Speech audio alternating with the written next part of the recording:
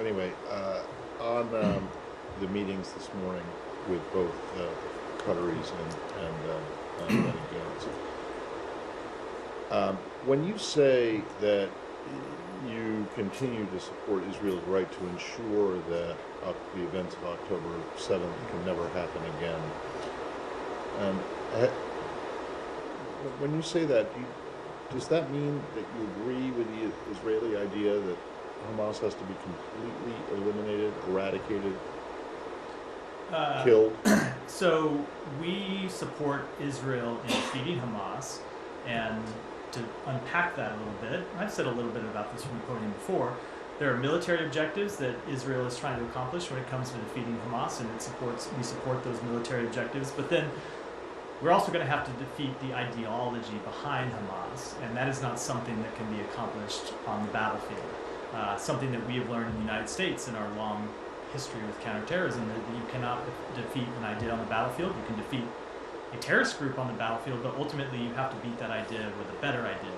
So we support their campaign to defeat Hamas, but we also support a broader political resolution that will address the legitimate aspirations of the Palestinian people. Well, do you think at the moment that the Israeli strategy is actually helping to defeat the ideology, or is it not?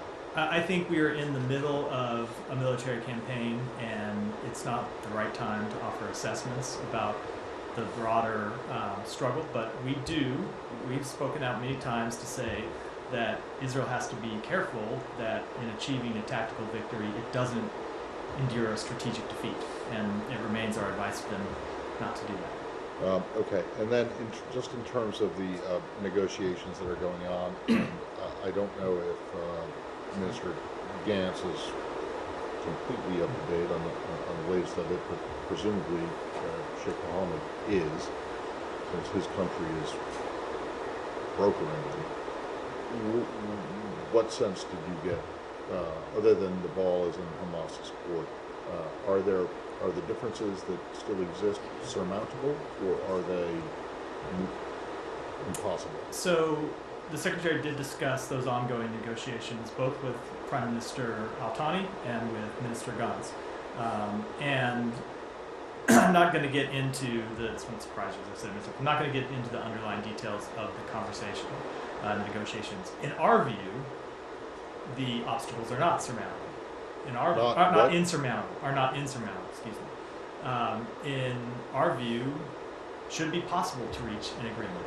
We think the proposal that Israel put on the table in consultation with the United States and with Qatar and Egypt is one that Hamas should agree to, and it's one that will alleviate the suffering of the Palestinian people and bring about an immediate ceasefire for 6 weeks. And so we think that agreement can be reached, but as I said, and as you heard the Secretary say, ultimately Hamas has to make decisions as well.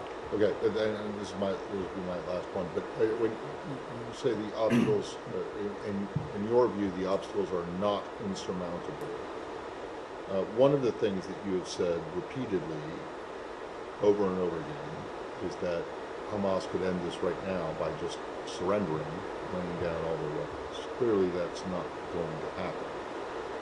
So is that not an obstacle that you are putting into the calculus now?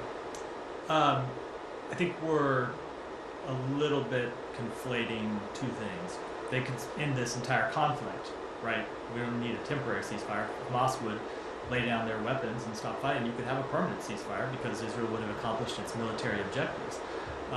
With respect to the temporary ceasefire that we are trying to achieve, we very much think that an agreement is reachable. So you don't think that Hamas has to lay down their weapons and surrender in order to get a temporary? To get a temporary ceasefire, no. Obviously, we would support them laying down their weapons and reaching a, ending this conflict. But that is not what we're discussing with respect to a 6-week All right, ceasefire. thank you.